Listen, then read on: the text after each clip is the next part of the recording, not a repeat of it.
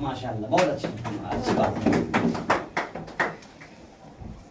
हमारे कुछ सवालात हमारे अजीज और महबूब तरीन दोस्तों से हैं। अच्छा जी, उनका सवाल उन्हीं का जवाब। ओके। इसी सवाल के अंदर आपके सवालात भी होंगे और आपके ही जवाब होंगे। सवाल नंबर 1 कि मोबाइल के इस्तेमाल से आप जो बचने की बात कर रहे हैं, तो बताइए खुज़ मा सफ़ा वदा मा कदिर, इस पर कैसे अमल होगा।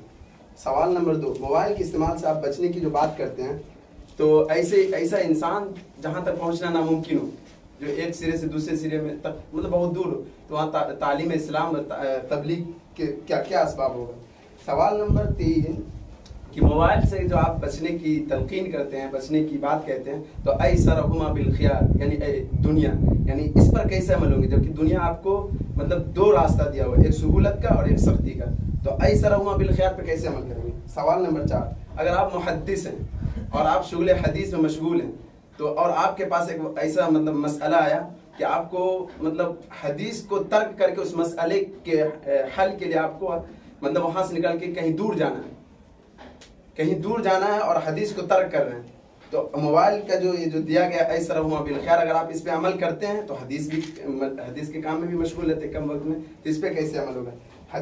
सवाल नंबर 4, वो जो कह रहे थे कि फितने मतलब इर्तिदाद का जो कहते हैं कि मोबाइल ही अहम जरिया है, तो आप बताएं जो हुजूर अकरम सल्लल्लाहु अलैहि वसल्लम के दौर के बाद जो खलीफा यार गार जिनको कहा जाता है, उनके दौर में भी तो फितने इर्तिदाद एकदम उरूज पर था, उस टाइम तो मोबाइल नहीं था। सवाल नंबर 6, आप जो कहते हैं कि मोबाइल